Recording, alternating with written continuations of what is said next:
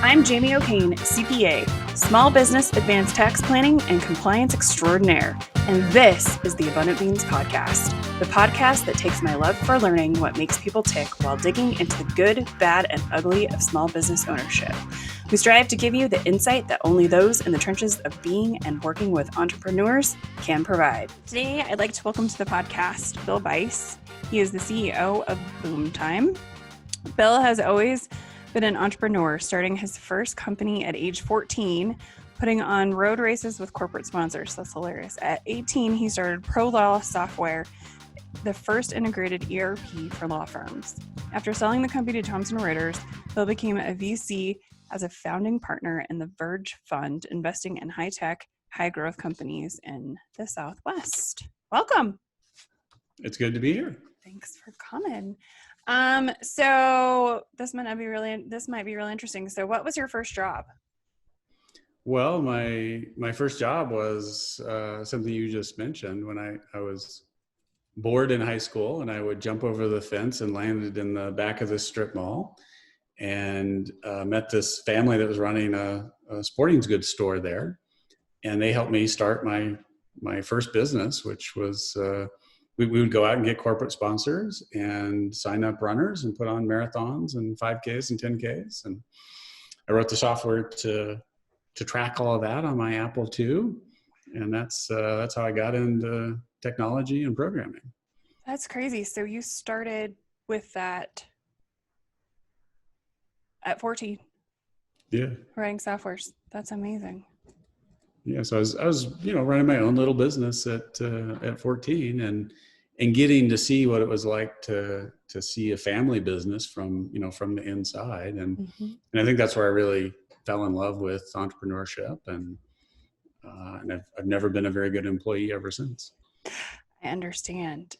So that's how you learned is that how you learned to code? That's really interesting to me. Yeah. I mean, I had been playing around just because it was fun to make a computer do something, but it was great, like having a specific goal and a thing that I needed to make happen. And then you developed your first software at 18. Yeah, so that was, it really kind of grew out of that because I ended up doing consulting for local businesses, and one of them was a law firm. And I wrote software for, several different local companies. And eventually I had the bright idea that I should probably pick one of these and focus on it, because it was really tough to be working for just medical distributors on one side and law firms on the other. And there wasn't any great strategy or logic to it. I happened to choose law firms, and eventually that worked out pretty well. So you figured out how to niche at 18. Yeah, there's a natural, wonderful thing about really focusing in on a niche, because you know who your customers are, you know what you're doing. My problem was two things. One is I had multiple niches, so that's not a great idea. It's much better to have one and focus. And also I was 18, and so I thought I knew it all. And I mean, it took me a long time to actually figure out how to run a business, because it turned out I really didn't. Most of us aren't writing, software at 18 though. That's really cool. So you said bored in high school. So that really kind of talks about, so high school wasn't your thing. Coding was your thing. It was, yeah. So can you give us a quick overview of the rest of your background from there? Well, so it took a long time to build that company. I eventually brought in some partners that really added the pieces that I was not great at, and eventually we built a really great company. We had a 78% CAGR for the last 5 years, got in the Inc. 500 for 3 years in a row. Oh, wow. And ended up selling the company Thomson Reuters, as you mentioned. That got me on the management team of this, $2 billion division of a much bigger company. And I got to see that, all of the craziness that was going on in my little software company was exactly the same in this much larger company. There's just, more zeros behind everything. It's funny how a lot of businesses are very similar once you're on the inside. Yeah, right? Absolutely. So all of that was really lucky. I think luck plays a much bigger element in business than anybody who is successful wants to give it credit, because we want to say, oh, I'm brilliant. But the reality is you have to work really hard and do it long enough that you have opportunities for the right things to fall your way. And selling that first company is a great example of that, because we closed the sale of that on August 22nd of 2001, which was 3 weeks before 9/11. And it just doesn't happen if we happen to be 3 weeks later. That's crazy. But because of that, I got to turn around and invest in and help start a number of companies, which has just been a great experience. It's funny you said that. I actually read Warren Buffett said something at their big Berkshire Hathaway shareholder meeting yesterday about how, just because people are born into money or luck into money somehow doesn't mean we shouldn't take care of everybody else. That's just I'm paraphrasing, but that was interesting that you said it's by luck, and it's by who you know a lot of the time too. I find, it's who you meet and where those opportunities come from. And absolutely. So you have to put out the effort in order to create those opportunities, right? If you don't build the network, you don't take advantage of it, then that lucky thing doesn't happen. But at the same time, the entrepreneurs that we tend to look at as the largest successes. I mean, I always use Steve Jobs and Bill Gates as the examples here, because if they didn't happen to be born exactly when they weren't exposed to computers at the schools they went to at a very early age, like all these things had to line up. It's not that they wouldn't have been successful, but the success at the level they achieved required a tremendous number of things to just get perfectly aligned for them. And it had to be them taking, advantage of those things as they line up, right? Right. Took all of those things, and there are plenty of entrepreneurs who have just worked them that have put in the hard work, that don't get the kind of success that they represent, and luck just plays a big part of that, and so does timing, right? You can take the same exact team, idea, product, and just move the timing forward or backwards 5 years and get a completely different result. It's really interesting. So how do we adjust for that? So how do we, as business owners, adjust for that? You have to apply the most important superpower as a business owner, and that's persistence. You have to stay in the game long enough in order for it to work. I like it. It's that persistence, and now we're seeing resilience. Absolutely. Yeah. That's kind of been that's been my word of the last few months as we're dealing with the COVID-19 is resilience. Yeah, and there's so much opportunity that's going to come out of this crisis, but of course you don't get to take advantage of that if you're not able to make it through the crisis. And lots of great companies get built in recession. Part of that's because necessity is the mother of invention. Some people get forced into building companies. Part of it's because you have to be really good to make it through a recession and be successful. But this is actually a great time to look at how really every trend that we're dealing with has suddenly been accelerated. And I talk about it, we're all living a decade in 1 year right now. And so whatever you thought was going to be 10 years from now, it's today instead. So how do you take advantage of it? Yeah. I've been talking to people, well, I always talk to people all the time, but we work in the veterinary space. And I'm just like, telehealth, go. Online pharmacy, go. All these things that have been on the back burner or you weren't sure if you're going to do, it's time now. Figure it out. You're going to be better on the front end. You're going to be better on the back end of this. If you are implementing what you can. I'm actually looking at some stuff over on our end over here. And we already work virtually with all of our clients and whatever, but it's just like, what else can we be doing? How do we change our processes? How do we change our systems? Whatever needs to happen in your business, now's the time to do it. Hopefully you have time. If you're an accountant, you might not, but everybody else seems to, or a banker. Well, and the crisis creates the opportunity to make those changes because all the traditional excuses just suddenly fall away. I love it. So tell us about, your company Boomtime. So what is Boomtime? What does it do? How does that help people? And then it's also legal focused mostly, right? Well, it's an important part of it because of that legal experience. But so the backstory is I've now gotten to be involved in creating and advising and investing in a series of companies. Mm-hmm. And one of the most frustrating parts of that has been getting really great, consistent marketing. And yet, however, what all the hard effort you put into building your product or service, like whether you get the payoff or not, is really dependent on how good you are at marketing. And not very many companies are good at marketing. Nope. I've sort of tried everything, right? I've hired the high-end agency. I've built the full team internally. I've had the CMO with, outsourced resources, and just all of the approaches have problems. Mm-hmm. And I think it's inherently because, why does somebody go into marketing? It's because they don't want you to know what they do. And that's the thing that needs to change. Mm-hmm. So we need scale and efficiency in marketing. And I know you're going to appreciate this. We don't allow that like in any other discipline in the business. Mm-hmm. But then we have this one weird space that's just sort of this black hole that just sucks money and never spits anything back out. And so I wanted to solve that problem, and mm-hmm. It turned out to be pretty difficult to solve. It's not an easy thing to do. It's a good problem. Yeah. So we've ended up specializing in high value B2B. So things where each client has a fairly significant long-term value. Mm-hmm. You really can tell when, you bring on a new client, you brought that client on, where they came from because it's important to you. Mm-hmm. And by focusing in this one area, we've been able to build a playbook where we can take the same strategy and essentially apply it over and over again. The thing that changes dramatically is, what do you talk about? Mm-hmm. Because, content.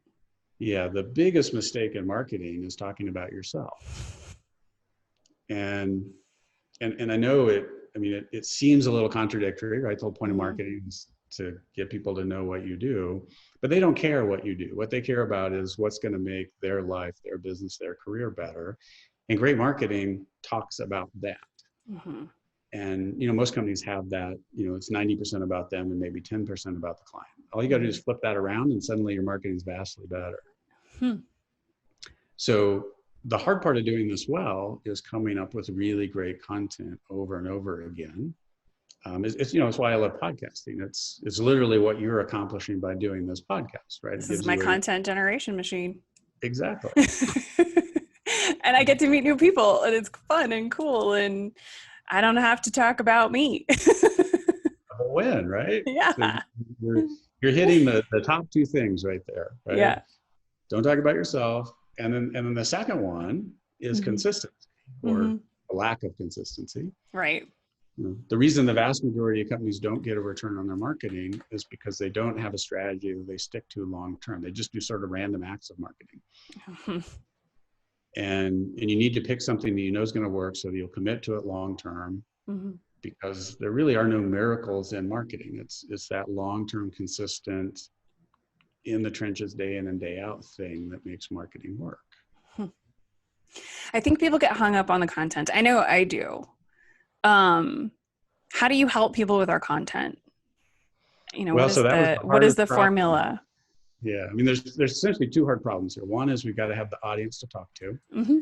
which I think is the most undervalued asset in every business, which are all of your clients, past clients, prospective clients, everybody in your network, everyone that you can talk to without having to pay a media company in order to do so. Mm-hmm. So you have to focus on building that audience. And then if we're going to do that, we then need to stay top of mind with that audience. That's where we get into the content problem. And so the way that we solve that problem is because you are special in this regard, right? You have found a way to create content that really works for you. Mm-hmm. And I love it. And we do, and we release them weekly, and I'm never stopping. And so it works. It works. But the vast majority of businesses don't have that, mm-hmm. and don't even really want to, right? They don't have to. You want to take care of your clients. You want to run your business. Mm-hmm. You don't have time to create content. So I've never seen it work where the business creates the content. You've got to go find an outside resource who can take your ideas and can bring them to life in your voice. And that is really difficult to do. So we built a network of 300 subject matter experts where we do exactly that. They already know the audience. Mm-hmm. We're not taking someone who maybe is really good at writing, a copywriter, and then trying to teach them, this really niche-y business that has to talk to, a certain kind of business in a certain way. That'll just take forever. We want somebody who already comes out of that market, already knows it, and therefore we can sit down and in 30 or 45 minutes have a brainstorming session where we come up with enough ideas for 3 months or 6 months worth of editorial. So we capture those ideas from the CEO, from the executive team, and then we have somebody who fills it out. And then we have the really hard part, which is getting the voice right. We found it really hard to get subject matter experts to also be really good at the voice. So we have an editorial team that specializes in the voice. And then you run into the next problem, which is then you need to be really good at distributing that content and following the data so that every iteration you're getting better. You're learning what's creating engagement, what your audience actually cares about. So every turn of the wheel, your marketing machine is getting more intelligent and getting better and better and better. And that's actually difficult to do because the tools for smaller business, if you're a huge company, you can put in the Adobe marketing suite or whatever platform you want, and you will get the data that you need. But if you're a small business, actually understanding what's happening across the various channels and how they interact is really crucial to making this work, but it's difficult to do. Yeah, it is. Because I'll look at the data sometimes and be like, but what does that mean? And I love data, but we have too much data is actually the problem now. So how do you turn that into information that you can make decisions on? And how do you, so in B2B, we really only have 3 channels: website, email, and LinkedIn. If we're really good at those 3 channels, you can absolutely kill it with your marketing. But you need to understand the customer journey across all 3. You need to understand how they're interacting and working together in order to be really good at this. And the analytics for each one are separate. They're not integrated. It's difficult to pull that together and really understand the customer journey. So why those 3? Well, because, so your website should always be the centerpiece, right? Because it's just impossible to tell your story in the 15 seconds that you're lucky to get somebody when they come to your website. So you've got to capture them and keep bringing them back over and over again. And so we always want everything to go back to your website. As a specific example of the things that you see in the data when you look at it. So in business, do you know what the second most visited page on every business's website is after the homepage? Contact page? Review page? It's very close. It's the About Us page. Okay, I was going to say About Us. Right? I was like, wait, which one do I always click on? Well, and you do, right? Because you go look at a new company that you're thinking about using. You heard about it at lunch. And the first thing you want to know is who's behind the company. Who are the people? Exactly. But go pick a random business's page, go to their About Us page, scroll to the bottom. There'll be nothing there at the bottom of that page to take you to the next step. This is the customer journey. Right? So since we know they're going to be looking for that, you should make it really obvious on your homepage. This is why we exist. This is what we do. And this is who we are. That's what they're going to look for, who you are. So take them there and then continue to tell the story of why they should work with you. And then take them to the next place. There needs to be a big button at the bottom of your About Us page that takes them to the next step in the story that you want to tell. And so if you do this well, if you follow this data, what you're really doing is creating a sales process that pulls people down a micro commitment at a time, deeper into a relationship with you. Micro commitment. That's new. Well, it's actually crucial to what we're doing here because the days where somebody hears about you, right? So I'm all about word of mouth. This is all, how do we take word of mouth and amplify it? And so if you have that, if you have referrals coming in, then that means you've already done the really hard work. You are taking care of your clients. They're telling other people about you. You just probably need more of those referrals. And so if you've done that hard work, then what we can do is amplify the effect of that and actually get more referrals. So we got to capture those referrals, right? We can't just let them happen. We need to automatically follow up with every single prospective client that ever gets interested in you. Because what happens over and over again is they hear about you today, but what they really need you 6 months from now. Mm-hmm. But if you don't capture them and get them in your database and keep talking to them that whole time, well, then they'll hear about somebody else between now and 6 months, and you will have just lost that opportunity. Mm. But instead, if we capture them and we keep talking to them, that's where we get to stage 2, which is the email. You know, in business, people almost hate to hear this, but the thing that drives results is email. And the solution for your one business of how to solve the problem that we all get too much email is for you to send more email. That's how you break through. Because just having your name go by is what works. It's what keeps you top of mind. Mm-hmm.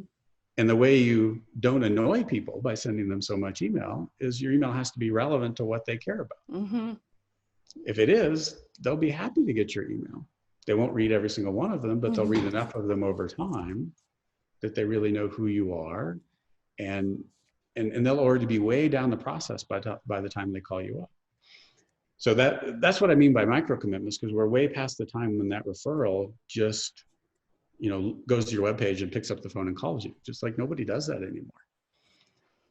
If you don't give them that story over time, you're not really taking advantage of the referrals that you're creating. It's actually, if somebody calls me, I'm actually kind of confused. They're like, oh yeah, I just found you on Google. And I'm like, you know nothing about me. You know nothing about our business. I can promise you're probably not a good fit. And that person's probably not a very good prospect, right? No, they're just totally random. They never are. Because they're just like, that one's close-ish. Exactly. And it's like, yeah, that's not really how we work. Well, you wanted somebody who has read your websites, been getting your emails for a couple of months, and now reaches out to you and says, I need this very specific thing that I know you're great at. That's where our goal is right there.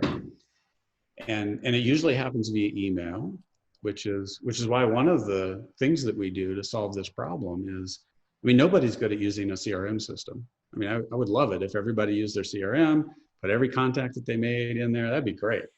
But it doesn't happen. Yeah. So what we do instead is we monitor the email box of everybody in your company and say, oh, you just started talking to somebody new. Let's put them in our marketing database so that we automatically follow up with them. That's awesome. So it's just an automatic ad. Exactly.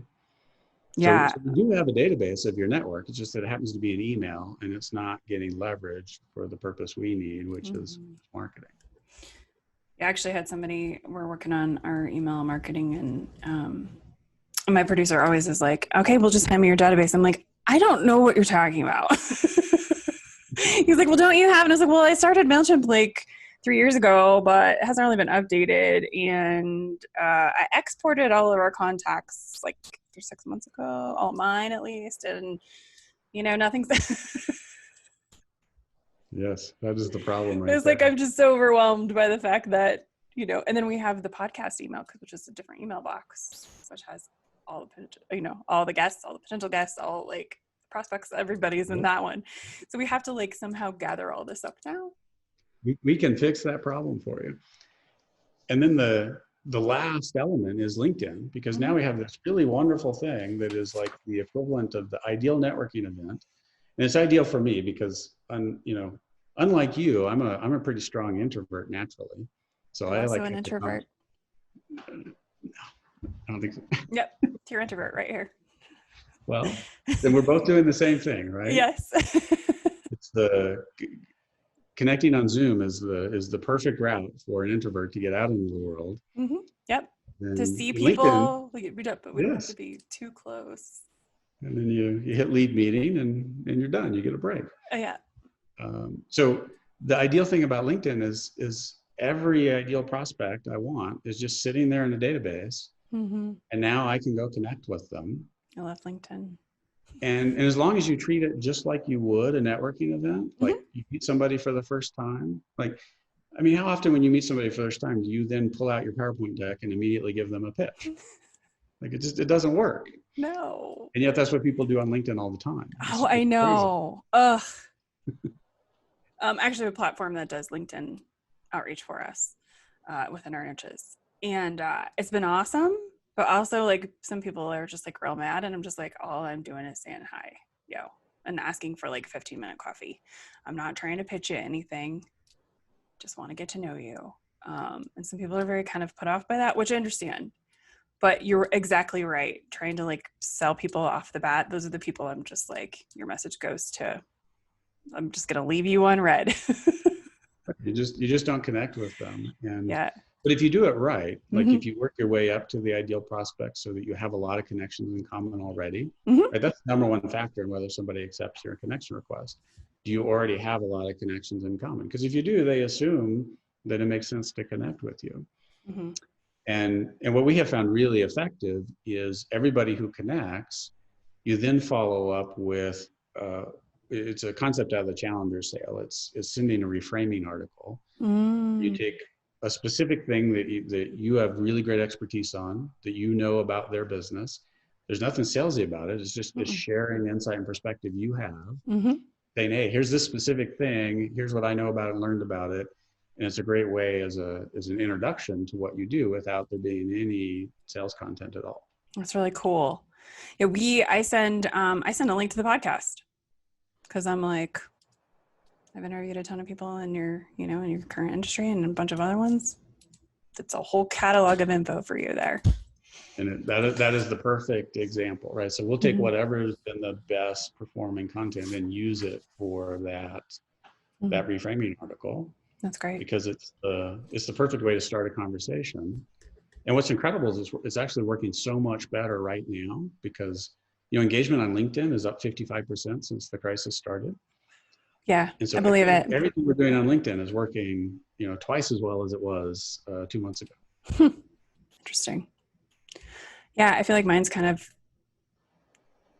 slowed down, but also my niche is really busy right now, trying to change their businesses. So I think that's part of it.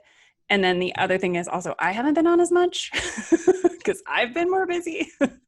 We're still doing our putting the content out and all of that, but it just isn't me.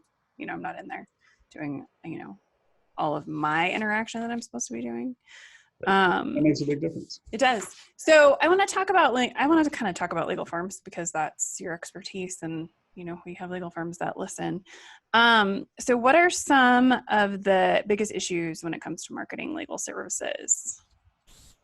Well, the biggest issue is that law firms think marketing is a bad word. So that's the biggest. And this is really an issue sort of from the Grand Recession forward, because frankly, you could put out a shingle before that, and if you were, halfway good at practicing law, you would eventually get enough business no matter what. Word of mouth would just work. But the market's become, so much more competitive since then that the firms who really want to be successful have to put a focus into marketing. And so getting all of the partners on board to stick with one marketing strategy is challenging.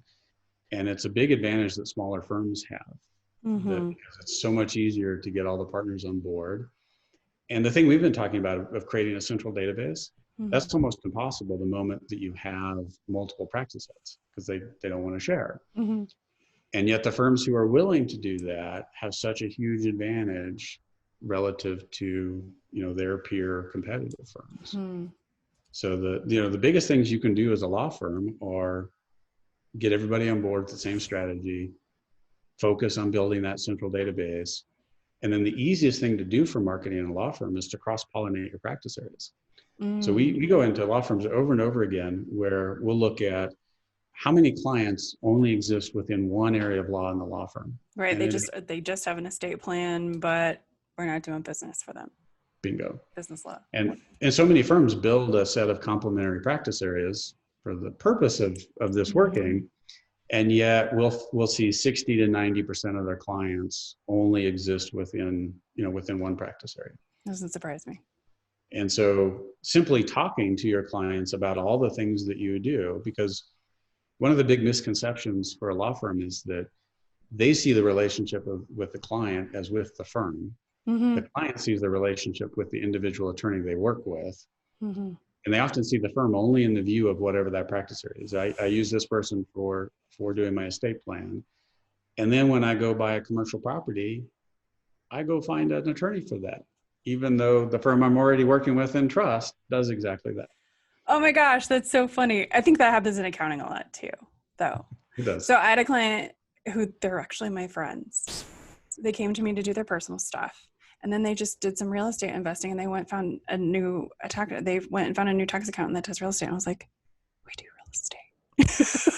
She's like, you do? And I was like, we do. And it was just so funny because I was like, oh, I've done a really bad job of communicating all the things we do, or, what we're good at, or what practices we do, or, and I was like, okay, like at that moment I saw, okay, they just see me, and especially just as their friend mostly, right? Because that's their 90% Jamie as friend, 10% Jamie as tax person, a couple weeks out of the year. And so they just didn't understand that we also do that. And to me, like, it took me a minute, but I was like, that's funny, and that's my fault. Right? Because I didn't communicate any of that to them. Because and all you have to do is talk about all of the things you do. But Mm-hmm. once again, not from the perspective of what you do, but from how it benefits the people who need what you do, who need Mm-hmm. your expertise. Yeah. Very funny. It just reminded me of that conversation we had with them a few weeks ago. It's like, okay, whatever, good luck. Most professional service firms have a tremendous amount of growth existing just within the clients and the Mm-hmm. direct connections that they already have. Mm-hmm. All we got to do is the right things to unlock that. Interesting. So I think you kind of answered that one. So what works in selling legal services? So people don't know what they do, right, beyond whatever service it is. So that cross-pollination. And how do you work on that? Do you just tell more stories about the different sides of the law firm? Yeah, it's really taking this insight perspective driven approach. It's just Mm-hmm. in legal and any professional services, you have to do it in every area of expertise. You have to talk about all of the things that you do. You have a whole stable of experts. So each one has to have their own voice where they're talking about what they are great at. So, we see this in finance companies, consulting firms. It's really all the same issue. Mm-hmm. And so using case studies that are really a learning opportunity to show through that insight and perspective is a great way to do it. But it really comes down to just sharing whatever it is you think is the most valuable expertise you have that you want people to pay for. Your best marketing is give that away for free, because they're still going to come to you and want to pay you for it, because they're not going to do it themselves. I can't imagine because I do advanced tax planning. So I'd be like, here's my tax roadmap, knock yourself out. Exactly. People would be like, what am I supposed to do with this? I'm supposed to take my tax return and do what? It demonstrates that there's real expertise behind what you do. Yeah. And so it helps create some transparency. Mm-hmm. I found that transparency is really wonderful in marketing. Like, being really clear and straightforward about what you do is great marketing. Yeah, I think, especially with professional services, people are really confused about what we do. Like, I'll have somebody give me some obscure job title. I'm like, what does that mean? But people are really confused about just your basic run-of-the-mill professional services a lot of the time too. And the more I talk to people, the more I learn that. They're like, oh, aren't you my financial advisor too? No, I'm not. I can advise you on financial things, financials, but not personal finance or whatever, right? Well, and that's a great example of another form of marketing that's really powerful, right? Which is that you have a lot of alignment with other professional services, right, that are great referral sources.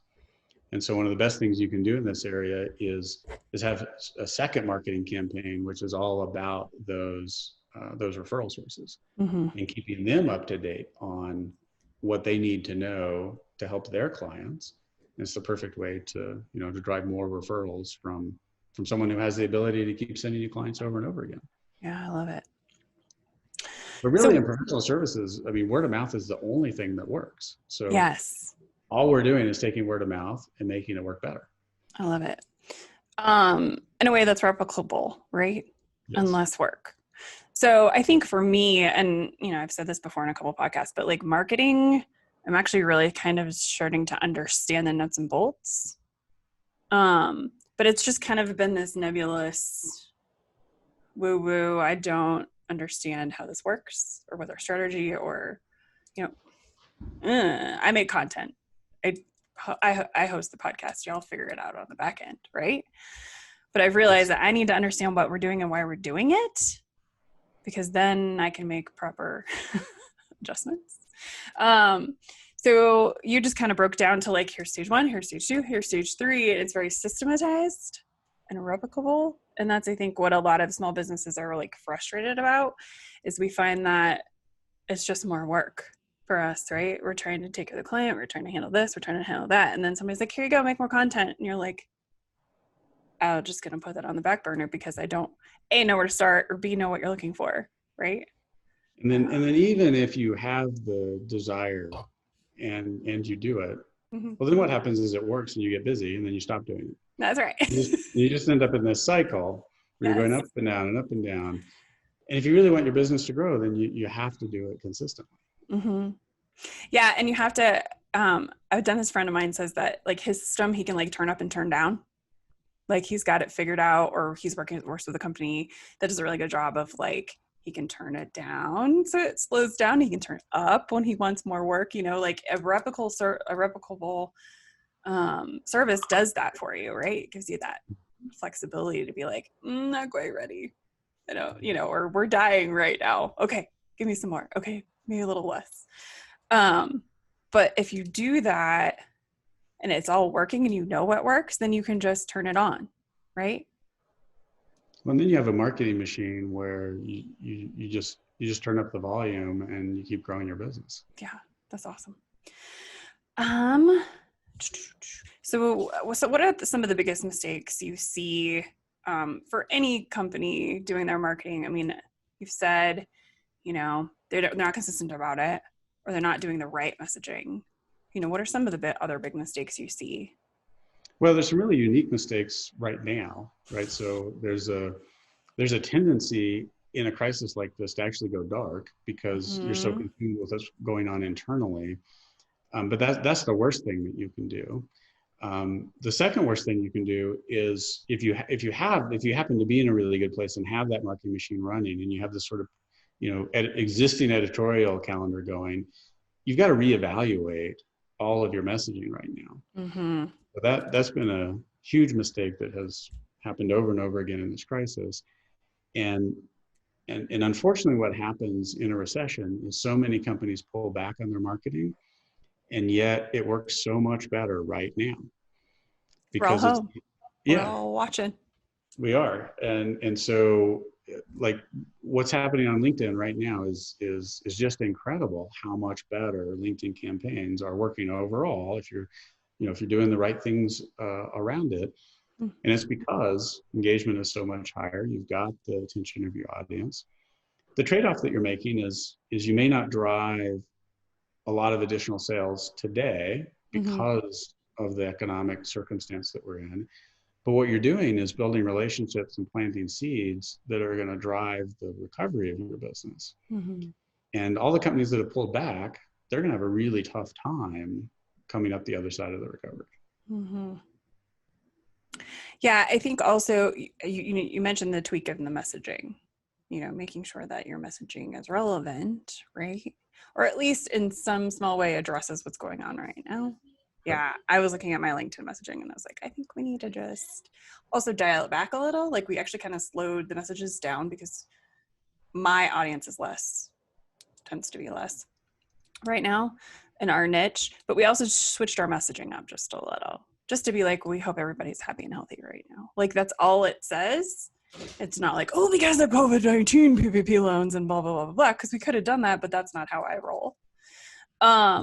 So yeah, I think, what I've found, it's very interesting because I didn't know so many people had my email address until this whole thing went down. And then I got all the emails from the CEOs about how they're handling it. And I'm just like, where did you come from?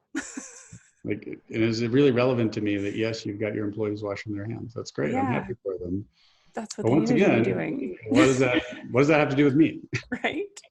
Yeah, it was very interesting. And honestly, the ones that have been relevant in this time for us are the ones that have turned up their emails, but they're also providing value in a way that's really tangible. Like they're like, this is this expert on this thing and this thing that's really tangible, really applicable to you. And here's some free webinars, spent a lot of time in webinars, but I've also learned things, because that's what they're offering.